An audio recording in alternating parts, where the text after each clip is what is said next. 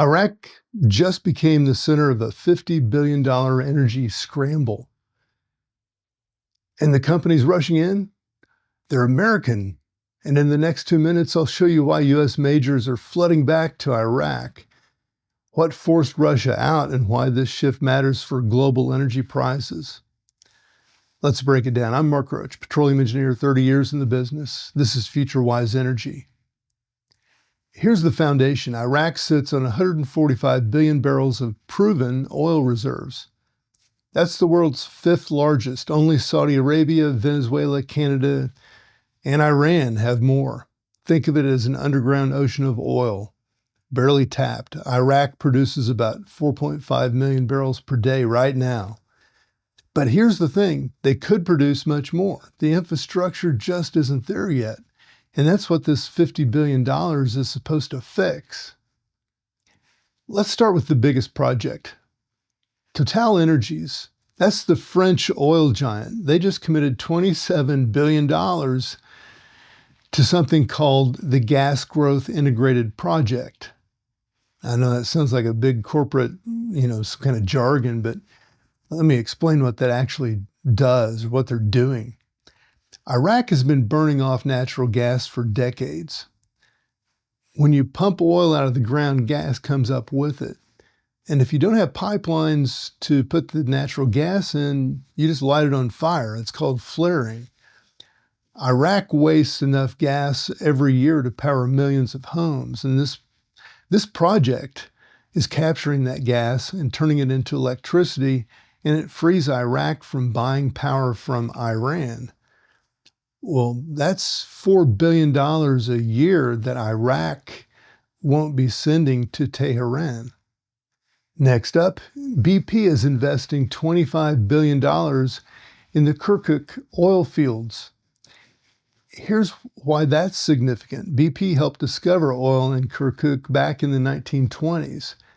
This is one of the oldest supergiant oil fields on Earth. Right now, Kirkuk produces 245,000 barrels per day.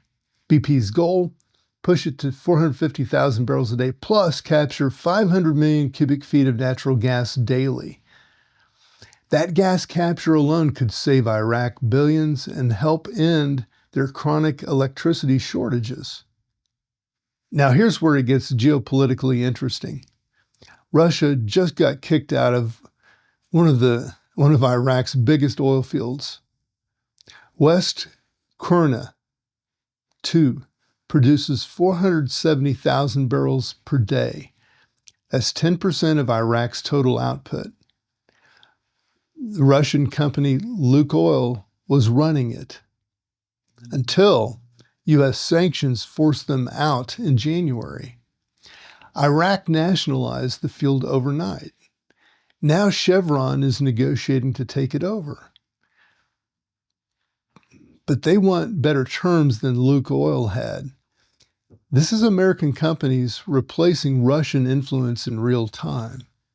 Speaking of American companies coming back, Schlumberger just started drilling at the Akkus gas field near the Syrian border. This field sits on 5.6 trillion cubic feet of natural gas. And here's why location matters. This region was part of Iran's land bridge to the Mediterranean, a corridor of influence stretching from Tehran to Lebanon. An American company developing energy there? Well, that's a direct challenge to Iranian regional power.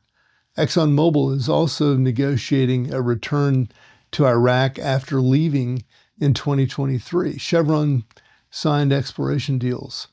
Well, the trend is clear. Why are all these companies suddenly interested? Iraq changed the rules. For years, Iraq offered what's called technical service contracts. Companies got paid a fee per barrel, no matter if oil prices were $40 or $100. The upside was capped. Major oil companies walked away. Now Iraq offers profit-sharing agreements. When oil prices rise, companies make more money. That one change unlocked $50 billion in commitments. Sometimes the simplest fix is just aligning incentives. There's one more piece that makes all this possible: water. This might sound strange, but Iraq's oil expansion depends on seawater. To push oil out of underground reservoirs, in this particular case, you have to pump water in. Iraq's southern oil field sits in a desert with almost no fresh water. The Tigris and Euphrates rivers are already strained. You can't drain rivers to pump oil. TotalEnergies is building a facility to pump 5 million barrels of treated seawater per day from the Persian Gulf into these oil fields. And without this project, Iraq's production growth just hits a wall and it won't work. It's as simple as that. So what does this mean for you? Well, Iraq is OPEC's second largest producer. When Iraq adds capacity, it affects global supply. More supply generally means lower prices at your gas pump, or at least less upward pressure when tensions flare up elsewhere geopolitically. In the bigger picture, energy alliances are shifting. American companies are replacing Russian and Chinese influence in one of the world's most strategic oil regions. That reshapes not just energy markets, but geopolitics for the next decade. This is the biggest transformation in Iraq's energy sector since the 2000s. And 2026 is when it all starts producing results. I'm Mark Roach, and this is FutureWise Energy.